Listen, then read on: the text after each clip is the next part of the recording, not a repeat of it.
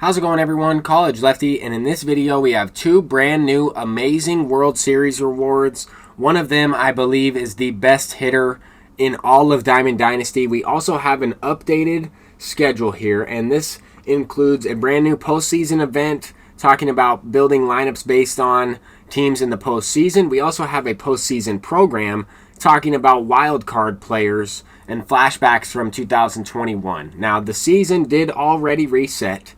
We ended up in World Series. Even though I didn't play great the entire season, I had probably one of my worst seasons in MLB The Show 21. We were still able to make it into the World Series. I picked Justin Verlander. I already had both Lindor and Verlander. I went ahead and selected another one because I thought that those cards could go up in price for right around 500,000 stubs. Now, if we take a look at this, you only have to win 30 games to earn one of these ranked seasons or World Series rewards.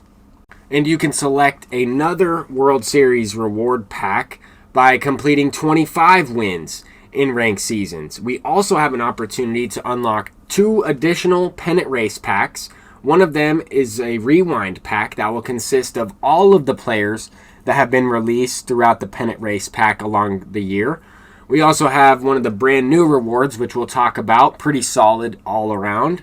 We have a Ballin' as a Habit pack, a World Series Rewind pack at 25 wins. So you can select one of the previous World Series bosses included as a World Series reward throughout the entire year. So this season, you have an opportunity to unlock 3 World Series rewards by winning 30 games. If you win 30 games, you should most likely be in World Series, depending on if you're just quitting and then trying to beat players to earn those victories. I wouldn't recommend it because you can get banned for scamming wins and losses. But if you're able to make it into the World Series legit, then you have an opportunity to get 3 of those rewards. I think that's solid. We also have some brand new pennant race diamonds. These cards are pretty good. 98 overall MVP Rod Carew. I was waiting to see when we would get this card, and I thought I remember that card being a little bit faster, but that's still a very great contact hitter. I think he'll be pretty effective. Might not be used by a lot of people, but certainly effective. We also have 97 John Lester. I think people will actually use this card because he does have pretty high hits per 9. He does have the meta pitches in terms of a cutter and sinker. Should have pretty good control on all of those pitches as well. I didn't necessarily look at the individual control attributes because I saw this Lou Gehrig. Now, not this one. This is a 95 overall Lou Gehrig. But I was one of the few players who enjoyed using this card from Team Affinity 2. I really liked using Lou Gehrig. I used him as a pinch hitter. I used him mainly against right-handed pitching. As we can see here, I didn't allow him to face a left-handed pitcher once, as he has no at-bats against left-handed pitching. But his clutch attribute was extremely high for when this card was released. And he had maxed out contact, about 85 power after you parallel him up one time. And that's really what I was looking for. My best hitters at that time when this card was released were probably Jackie Robinson as well as Mike Trout and a couple other players. Some guys with some higher contact, maybe a little bit lower power, or both high contact, high power, but maybe a little bit lower vision. And this card right here, this 99 overall Lou Gehrig, has everything. High power, high contact, high vision, high clutch, even gold defense, and will have above 80 reaction. Once you parallel him up a little bit, that card is, in my opinion, the best all-around hitter in Diamond Dynasty. I think I like that card swing more than any other player that I've used this year.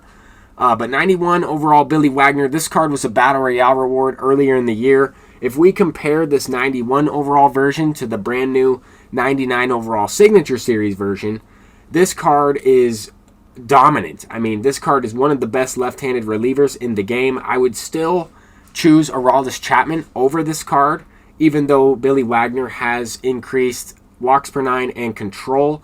I think Aroldis Chapman has the better pitch mix.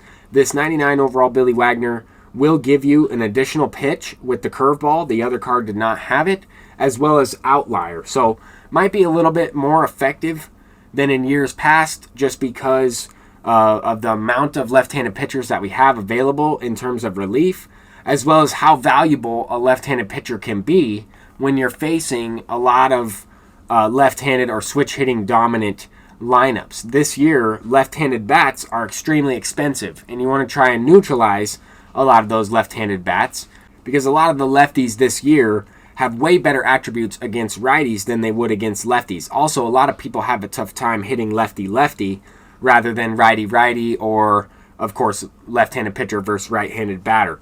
But I think this card will certainly be effective. I'm looking to pick up both of these World Series rewards.